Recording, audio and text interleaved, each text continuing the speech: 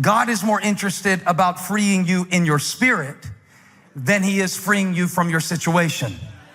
This is a core teaching and a core tenet, not only from this pulpit, but it is the essence of the gospel, is that God is more interested in delivering us on the inside, changing us on the inside, and rearranging our internal condition than he is about arranging our external affairs. This gospel is not popular to preach in an age that is so consumed with changing scenery. We are more concerned with the scenery than we are with our spirits. And Paul is teaching us a lesson. We'd be wise to listen to him. He says, I'm not out yet, but I'm free.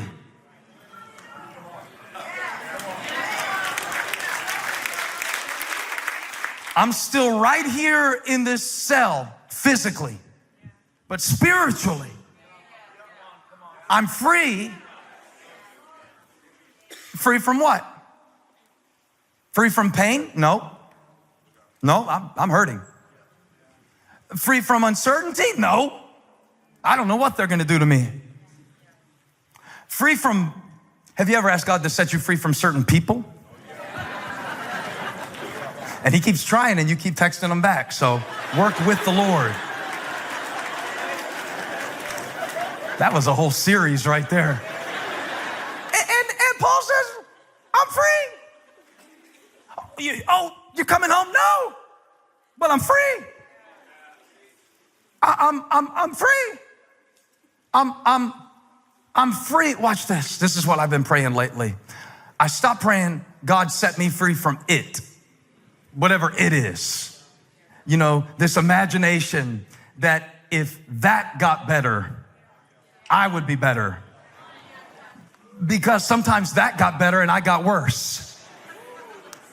So I stopped praying, God set me free from it. Because sometimes God set me free from the situation and I took myself into a new situation. And I took my same chains from the last situation, the last relationship, into the new relationship. So lately I've been praying, and if you want to pray it with me, repeat after me. God, set me free from me.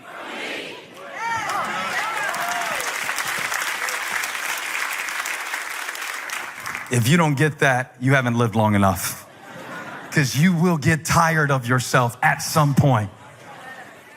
And you will get tired of making your own movies of which you are the star and everyone else is a prop. And you will want something bigger in your life than how I feel in this moment. You want something bigger in your life than what I am earning. You will want something bigger in your life than status.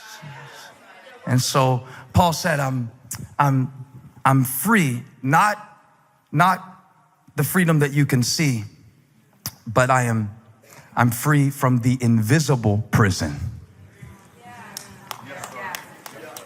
So I'm free because I'm releasing some things. And Paul says, I'm releasing myself from the prison of resentment. I'm releasing myself from the need to know the reason why everything is the way it is. I'm releasing myself. And it's really beautiful because he could have waited around to be set free by somebody else. But he decided, I'm going to use the keys that God has given me. So I've got my own keys called faith and trust and praise and gratitude. And so I don't need you to free me. I am setting people free from my need for them to validate me. I found freedom when I realized that I have all of the resources I need through the Spirit of God. And it is through the provision of His Spirit. Oh, it's just an intro, but it's so good because Paul's saying, I'm not out, but I'm free. Nothing has changed in my situation, but I don't need my situation to change. God has changed me, and whom the Son sets free is free indeed. I'll stop screaming. When you get free, it makes you want to holler. When you get free, it makes you want to clap. When you get free, it makes you want to shout. It makes you want to throw off the chains.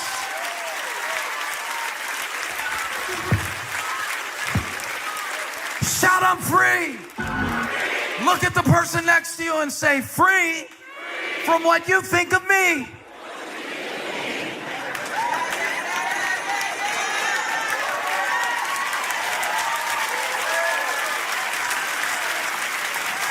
I'll lift my hands in worship. I don't want people to think I'm one of those weird Christians. I think it's kind of weird that somebody that didn't die for you would dictate the level of your faith, and that you would ever be ashamed of the gospel when you claim to be free. If he set you free, we don't have long. Take 10 seconds and praise him like you're free. That's good. 6, 5, 4, 3, 2, 1. Philippians chapter 1. Paul said, I'm free. I don't know whether I'll get out of this prison, but whether or not I get out of this prison is not the hinge on which my faith swings. Because I made a decision to be free. Free of bitterness, free of blame, real freedom. Freedom that nobody can give you but Jesus, and freedom that nobody can take away. It's a different kind of freedom. It's not just the freedom to do whatever you want and say whatever you want, that pretend freedom. It's a real freedom. It's a deep freedom. It's a freedom that I hope to experience more and more in my life, and I pray the same for you, because Paul said, I want you to be free. Isn't it funny that he's praying for them? He's in prison and he's the freest one of them all. Some of the least free people I ever met in my life had the most stuff. And Paul is so free at this point. He's free from the need to know what happens next. He's free. He's free. Wouldn't it be good to be free like that? And he sets himself free instead of waiting for someone else to. And how he does it is kind of a cool, I guess it's a psychological and theological lesson all at once. He does it by remembering, because if he dwells too much on what he's going through right now, it will cause him to lose hope. If he dwells too much on what's going to happen next, it'll cause him to be unstable, and he can't control that anyway. So listen, Blakeney, he says, give me my camera. He says, I thank my God in every remembrance of you. This is Philippians chapter 1. In every prayer with joy, and I thank him for your partnership in the gospel from the first day until now. So he revisits in his mind a time maybe 30 years earlier that he began this work with these friends in Philippi, and now he's writing them a letter about his current situation. But the way that he deals with his anxiety, how many of you are dealing with anxiety in your life and you don't mind raising your hand so I can preach right to you? He remembers. He remembers. And he concludes something when he revisits his memory of God's faithfulness. Because there is a way of remembering the past that will paralyze the potential of today. But there is a way of remembering the past that can fuel your faith for tomorrow. Paul does the latter. He says, I thank my God every time I remember you. And I remember your partnership. I'm not in this by myself. From the very first day until now. And I am confident of this, that he who began a good work in you, who started it? That's what they used to say in middle school when there was a fight and you get dragged in the principal's office. And so we used to have a saying, I didn't start it, but I finished it. And so God does both. And when the devil starts picking on you, don't forget who started it. If God started a good work in you, guess what he's gonna do? He's gonna finish it. Now, you won't know all the details when it starts, but God is not like you, and so he knows the end from the beginning. God saw the last frame of the movie before he started casting or directing. And so God reveals these things to us in reverse. It's like, Abraham, I'm going to bless the whole earth through you. Okay, can you tell me how? No. Go to the land I will show you. And the details will unfold as your obedience does.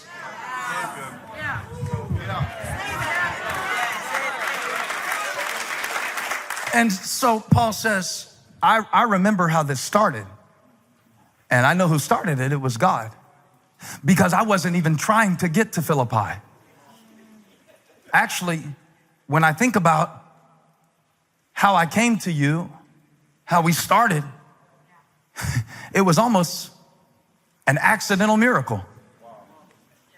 I call it that, knowing that nothing is an accident to God, but one day I'm going to preach, when I ever get the courage to do it, a whole sermon called Miracles by Mistake.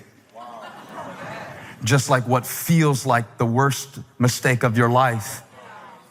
And it was really God using human weakness to display divine strength. My young people know what's up. I love them.